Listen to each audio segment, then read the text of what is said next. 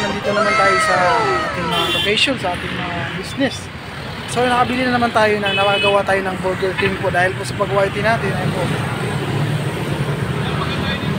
Ayan po, yung nagawa nating fast food na Burger King. Ako, napaganda po. Una ko po itong pundar, no, sa mga fast food. Burger King po. Ang sunod nito siguro. Excuse me po. Nakita ko lang yung Burger King na ginawa ko. Bago po yung paggawa ko po. Yan, dahil po sa paggawa ito, nakabili po ako ng pagpagawa po ako ng Burger King na fast food. Ayan po. Ayan. Ito po yung Burger King na try ko doon, tinitesting ko kung masarap kasi unang bukas lang po namin yung Burger King, no?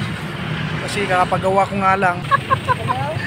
Papakita ko lang yung bago kong franchise na Burger King na pinatayo ko po. Ayan po, hindi ko lang sasabihin yung location. Ayan, sige po, papakita ko lang yung bago kong napagawa. So ayan, yan po. Yan po yung Burger King na paggawa ko po.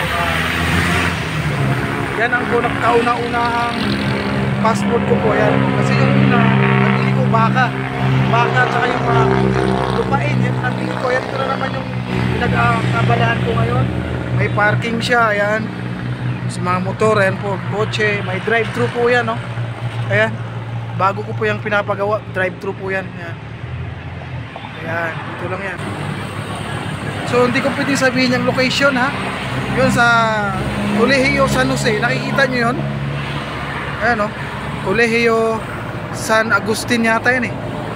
Ayan. Oh. Ito yung area. May Jollibee rito. Di pa tapos. Ayan.